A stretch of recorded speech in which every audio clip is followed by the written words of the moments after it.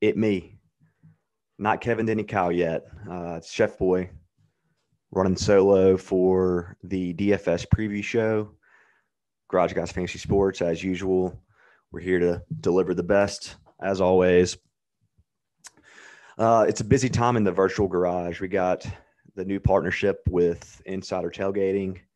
Garage Guy Chase is hitting the road to 8 races and several cornhole events as well. So exciting times. RIP to Chase's safety. A little worried about that guy driving an RV around the country, especially since we know he literally lives on his phone, on social media, and is constantly looking at Dogecoin because he's somehow become this rich, broke person at the same time. I don't know how that's possible, but if there is such a thing, that's Garage Guy Chase. Dale, he's cooking up his Xfinity and truck winners as we speak. I know he's just crushing the truck game. Haven't even looked at the truck and Xfinity schedule. Let's see what we have right now for this weekend. As you guys know, I'm usually just on the Cup Series and actually do other sports more than Xfinity and trucks. Let's see. So we got all three. First time in a while. So Friday at 6:30 Central, we got trucks. Saturday at 12 Central, we got Xfinity. So Dale will be cooking up winners as usual for both of those. Just a busy time, but exciting time in the garage.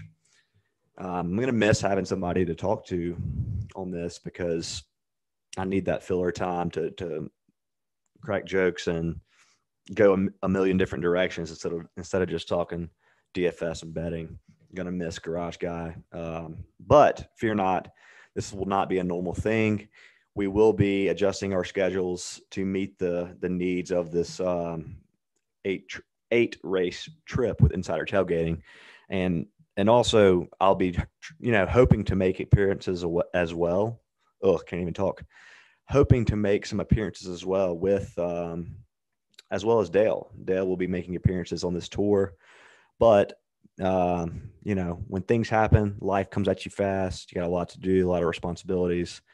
We want to hold down the DFS and betting content as good as possible. So it's going to work out that he's on the road right now and staying in communication with us.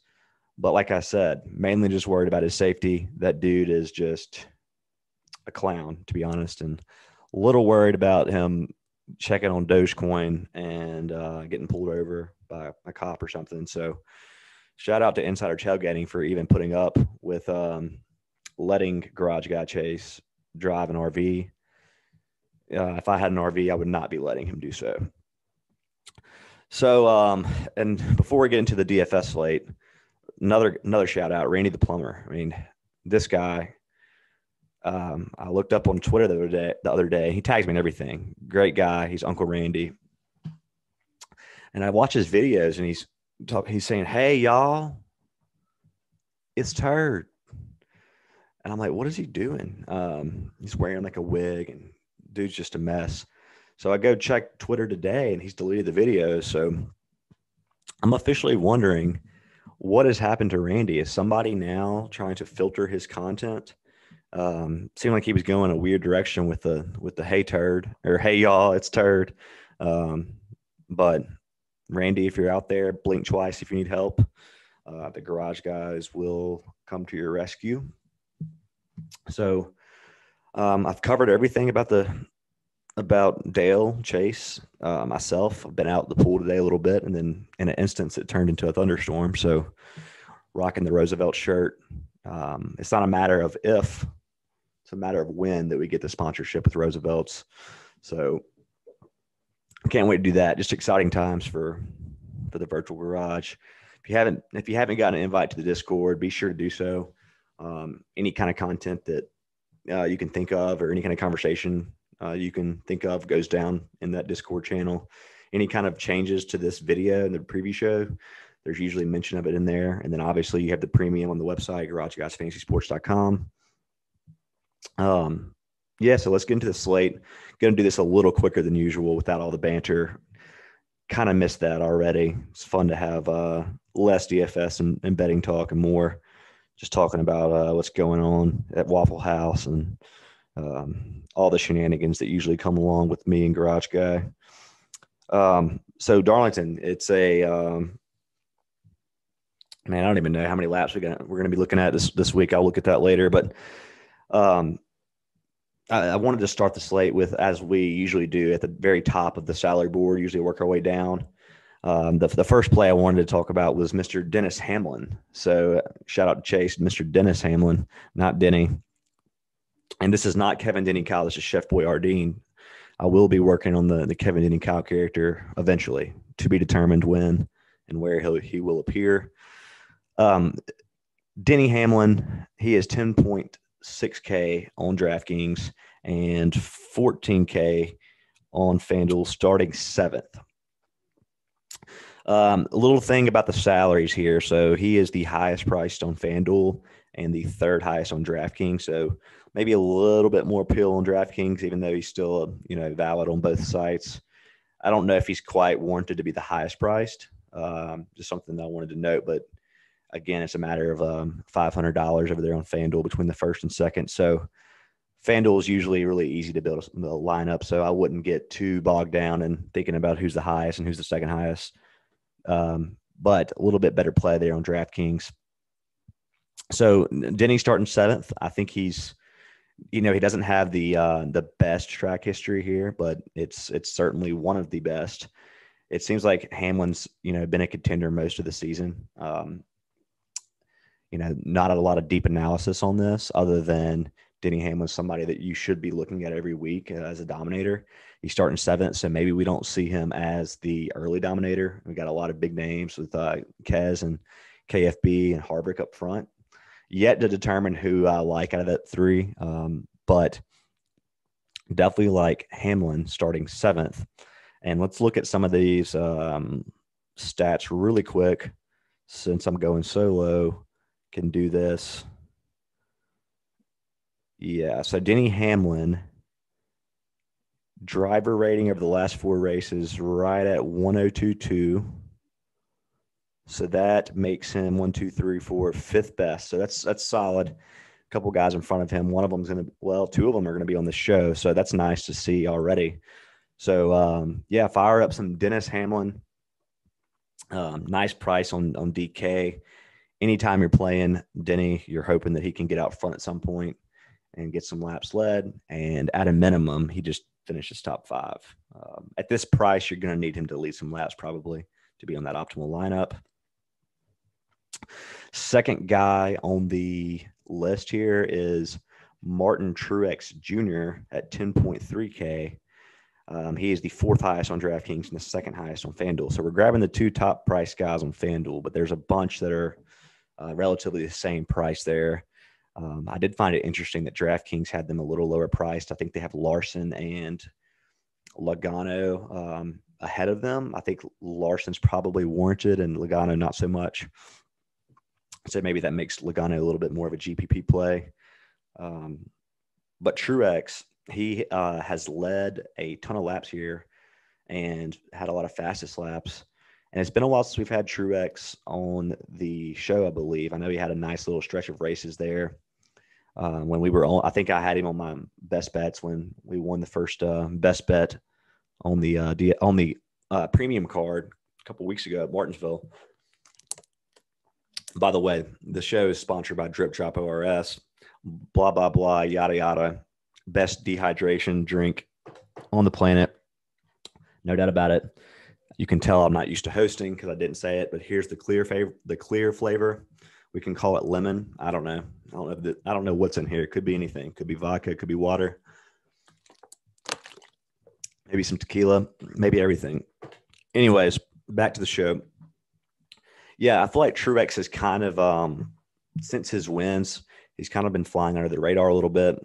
So maybe we'll get him a little less owned. I don't know. He kind of still came in pretty high owned last week. I think 33% or so.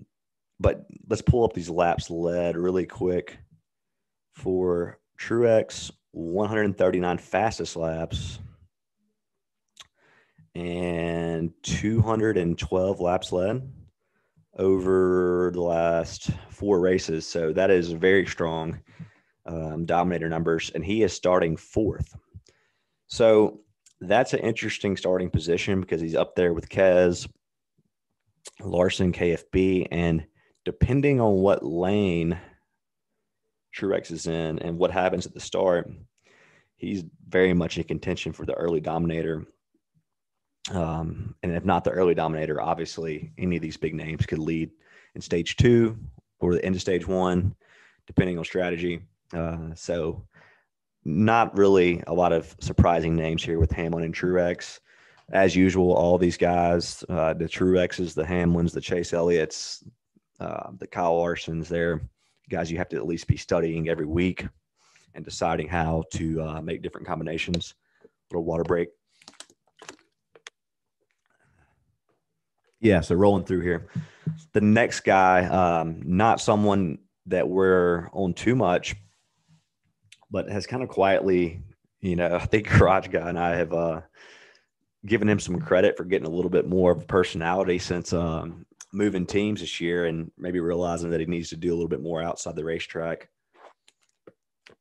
And that's Erik Jones. This is Erik Jones's, like, if it's not his best track, I don't know what is, honestly. And DK did a good job pricing him up at 8,200. It's not normal that we see Erik Jones that high, especially in this equipment, but he is way too cheap at 7,300 on FanDuel. And I'm not saying 8,200 is too much to play him on DraftKings, but that makes it a little bit more of a tough decision. I'm curious to do a little bit of studying around the industry this weekend when I do premium rankings and see just how high owned he'll be. I'm definitely interested, and that's not going to change, but if he's going to be this super chalk on DraftKings, and I just don't think he will at 8,200. If he was 7K, then yeah, he's a plug and play, but a fantastic play according to the history, and his starting position just makes it way better. He's one of these guys that we've talked about, when they start 25th or back, you've got to take a hard look at him because the floor is just so high. They could move up 5-6 spots and put together a decent score, and they won't hurt your lineup. They move up 8 spots, then all of a sudden you're in business. So Erik Jones is, obviously in different equipment this year, but still a great play starting 26th. If you're starting further forward, maybe we would look elsewhere. He has a average starting position here of 19 and an average finish of 4.5. So that's pretty ridiculous considering that's a 4-race sample size. And yeah, I mean, if this isn't his best track, it's got to be his second best track. I mean, I don't know what would be better, honestly. So yeah, Erik Jones, fire him up. He's got a great driver rating as well at 105.8. So not a lot of red flags here. The only red flag you have to worry about is ownership. And if you've been playing DFS for a while, you know how critical that is to factor in ownership compared to outcome or expected outcome. So not a lot of the same lingo we usually get into on the preview show, but I got to put my own spin on it without a Garage Guy. Nerd alert, right? Or we'll just call it the Chef Boy. You're in the kitchen right now. We're going through the cookbooks. So that's 3 plays. We're rolling through it. And the final guy that I wanted to talk about was Ryan Preece, who has not been doing the best recently, but was a great punt play for us earlier in the season. He's only 5,900 this week on DraftKings and 4.5K on FanDuel. And Mr. Preece is starting 29th, which is just a beautiful starting position for him. He's back there with the super punt boys, and I can't remember who it was. Maybe Wes in the Discord called them the super something else boys, because there's the level of punt plays. You got like your LaJoys, your Erik Jones, your Bubba Wallaces, your Chris Buescher, maybe your Ryan Preece. Then you got like your Quinn Quinning, and BJ McLeod. Those are like the super punts. So Ryan Preece is in that, at least that punt range, not the super punts. He's somebody that does have the capability and the equipment to do some damage at times. Not every time, not consistently. That's not something that's really consistency is never going to be in these guys' vocabulary. But doesn't mean we can't play them. You gotta take shots on these cheap guys so that you can fit in the Truexes and then the Hamlins, especially on DraftKings. You know, FanDuel. If you don't like punting and you don't like risk, go play FanDuel. Okay. If you want to play with the big boys, you go play DraftKings. That's where the big boys play. FanDuel, a little safer. A little bit more conservative. You can fill out that roster. You can still punt on FanDuel, but I don't advise it very often. It's just you need to be getting guys finishing the top 10 every time. One less driver to pick from. Or one less driver, I should say, to fill out your lineup. Don't need to punt as much. Emphasis on that. But yes, why do we like Preece? Well, it's pretty simple. He's starting 29th. Even if he does poorly, his score will not hurt you. And looking at some of the other punt plays, I mean, even some of the guys like Stenhouse, who's not a punt, he's more of a mid-tier. He has some kind of questionable history here, I saw, and he does have a good starting position. Him and Bacon Boy, Stenhouse and Bacon Boy. That's two I'm going to have to deep dive because that's really interesting starting positions for those guys. Let me pull those up real quick. I think it's 26th and 27th. No, Jones is 26th, Bacon Boy 27, and Ricky 28, and then Preece 29, LaJoy 30. Yeah. Okay, so Preece at that price and starting position is why we like him. And then let's pull up the history real quick. And as long as it's not awful, we are good to go. So he usually starts around 20th, usually finishes around 24th. That's decent. I mean, starting 29th, we will take that history. We'll need him to move up a few spots. If he just beats his average history, finishes 22nd, 23rd at 5.9K, that might be what you need with three of the expensive guys. So, yeah, that is a wrap on our actual plays. I'm excited for Garage Guy. I wish I was with him right now, but kind of don't wish I was with him right now because I'd probably getting in a wreck or something. Okay, that's too far. I don't want to put any bad omens out there. I'm sure he's a great driver. Actually, I've seen him. He's a great driver. He's got a lot of prior experience driving. He's done a little bit of everything, every industry before he embarked on this Garage Guys journey. But yeah, a little worried about his communication over the next few weeks with him looking on his phone while he's driving. I'll hit on that at least 2 or 3 times now. So last plugs, get over to the Discord. Stop messing around if you're not over there. Hit me up at Chef BoiRDeen or at Garage Guy Chase or at Dale Tanhart, and we will get you a link to the Discord. Just a good group of people hanging out, talking sports, talking about life, cracking jokes, getting on each other when we can. Not the most politically correct group, and that's okay. That's why it's Discord and not Facebook. Facebook's for the parents. That's not for us. That's not for the garage fan. So come over to the Discord, join Premium. If you join Premium, not only will you get winners, but you're contributing to the best and most fun DFS and sports betting group out there in the Garage Guys. And yeah, it's just the start of an amazing journey that we are on. As a group, we got this insider tailgating partnership and looking to add some other sponsors and get as much content for you guys and as much interaction. I know Chase has already got plans to meet and hang out with several of you. Like I said, I got a lot of moving parts in my personal life right now, all positive, but I wish I was on the road. I am not on the road, but I'll be holding down the fort and delivering the best content possible. And this has been a show. So, yeah, go get the bag. Sports Profit. Repeat. It's the garage guys. It's the garage guys. It's the garage guys. It's the garage guys. It's the garage guys. It's the garage guys. It's the garage guys. It's the garage guys.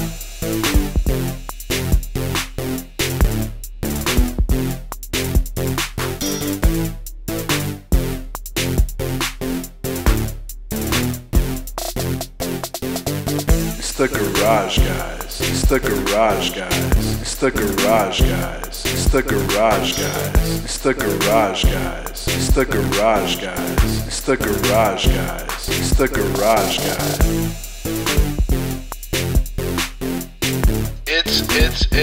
It's the garage guys.